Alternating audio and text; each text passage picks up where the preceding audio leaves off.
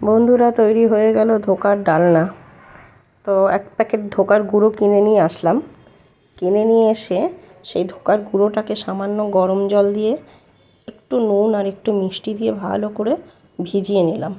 এটাকে আধ ঘন্টা রেস্টে রেখে দেবো যাতে ভালো করে এটা ভিজে যায়।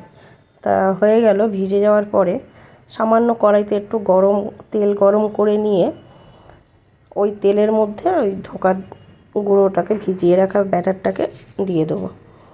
দিয়ে ভালো করে নাড়াচাড়া করব। নাড়াচাড়া করতে করতে যখন জলটা টেনে আসবে, একটু মাখা মাখা আঠা আঠা হয়ে যাবে, পাশে একটা স্টিলের থালায় তেল মাখিয়ে রেখেছিলাম, ওই থালাটার মধ্যে ওই শুকনো ব্যাটারটা, যেটা একটু জল টেনে আমি কড়াইতে নেড়েচেড়ে নিয়েছিলাম, ওটাকে ঢেলে দেবো। তো আঠা আঠাভাবেই নেড়ে চেড়ে নেবে বন্ধু, যাতে জল না থাকে। তারপর ওই তেল মাখানো থালায় সেই ব্যাটারটাকে দিয়ে ভালো করে হাত দিয়ে ছড়িয়ে নেবে, নিজের আকারে করে নেবে ওটাকে চারদিক থেকে, যাতে সুন্দর করে কাটা যায়। আমি বরফির মতো পিস করে কাটবো, সেই জন্য হাত দিয়ে পরিমাণ মতো নিজের ইচ্ছে মতো ছড়িয়ে নিলাম। যে যতটা মোটা খায়, যে যতটা পাতলা খায়। তো তারপরে ছুরি দিয়ে ওটাকে বরফির আকারে আস্তে আস্তে কেটে নেব। ছোট বড় যে যেরকম তাদের ইচ্ছে মতো সাইজ করে কেটে নেবে। একটা একটা করে বরফির মতো সুন্দর করে কাটবে। সবগুলো একসঙ্গে এক লাইনে কাটতে গেলে ভেঙে যেতে পারে, ফলে আমার তারপরে আবার ওইগুলোকে দ্বিতীয়বার প্রসেস করতে হবে। দরকার নেই, একটা একটা করে কাটাই শ্রেয়। তো কাটা হয়ে গেলে একটা একটা করে খুলবো ছুরিটা থালার তলা দিয়ে। একটুখানি দেখো বন্ধুরা আমি কিভাবে করছি, তুলে নেবো এইভাবে একটা একটা করে। একসঙ্গে তুলতে গেলে ভেঙে যেতে পারে, তাই জন্য একটা একটা করে তুলে উল্টে উল্টে রাখবো। নিচের দিকটা একটু জল জল থাকতে পারে, শুকিয়ে যায় সাথে সাথে।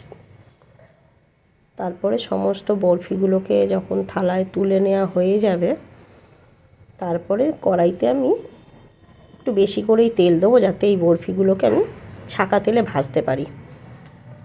তেল খুব গরম হয়ে গেলে তারপর এই বরফিগুলোকে দেব। তখন একটু তেলটা কমিয়ে দেবো আঁচটা, না হলে সঙ্গে সঙ্গে পুড়ে যেতে পারে। হালকা লাল লাল করে ভেজে নেব বরফিগুলোকে। এগুলো তোমরা ভাজাও বন্ধুরা খেতে পারো অনেকে, আবার আমি তরকারি করব যার জন্য, না হলে ভাজা তুমি সন্ধ্যেবেলা স্ন্যাক্স হিসেবেও খেতে পারো। খেতে খুবই সুন্দর লাগে। ও ভাজতে ভাজতে দুই একটা পেটে চলে যাবে, চিন্তা নেই। আমার তো খুব অভ্যেস আছে, ভাজতে ভাজতে একটা দুটো সেরেই ফেলি। তো বন্ধুরা লাল লাল করে ভাজা হয়ে গেল, দেখতেই পাচ্ছ কি সুন্দর দেখতে লাগছে। ডুমো ডুমো করে আলু কেটেও ভেজে রেখেছিলাম, কারণ শুধু ধোকা দিয়ে করব না, আলুও দেবো তার মধ্যে একটু। আলু ছাড়া খেতে পারি না। তো আলু আর বরফি ভাজা হয়ে গেছে। তো কড়াইতে একটু সাদা জিরে, একটা তেজপাতা, একটা শুকনো লঙ্কা ফোড়ন দিলাম। দিয়ে তার মধ্যে টমেটো কুচিয়ে রেখেছিলাম সেইগুলো দিলাম। দিয়ে সামান্য নুন দিয়ে, যাতে টমেটোটা তাড়াতাড়ি মজে যায়, ভালো করে নাড়াচাড়া করব। টমেটোটা কষাচ্ছি, তার মধ্যে হলুদ, একটু জিরের গুঁড়ো, একটু আদা কাঁচা লঙ্কা বাটা সব দিয়ে মশলাটাকে ভালো করে কষাবো। যখন মশলাটা ভালোভাবে কষে আসবে, তার মধ্যে আমি একটু সামান্য চিনি দেব। সামান্য চিনি দিয়ে মশলাটা ভালো করে কষালাম।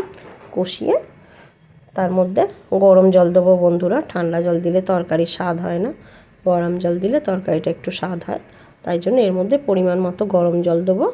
দিয়ে একটু ফুটে উঠলে ভেজে রাখা আলুগুলো দেব। দিয়ে আলুটা যখন ফুটে উঠবে, দেখবো একটু সেদ্ধ হয়ে গেছে, তখন আমি ধোকাগুলো দিয়ে দেবো। ধোকাগুলো একটু ঝোল ঝোল থাকতে থাকতেই দেবো বন্ধুরা, না হলে ধোকাতে কিন্তু একটু মাখা মাখা যদি কড়াইতেই করে ফেলি, তাহলে ধোকাতে কিন্তু সব ঝোলটা টেনে যাবে, পুরো শুকিয়ে যাবে একেবারে। তাই জন্য ধোকার ডালনা একটুখানি রস রস রাখতে হয়।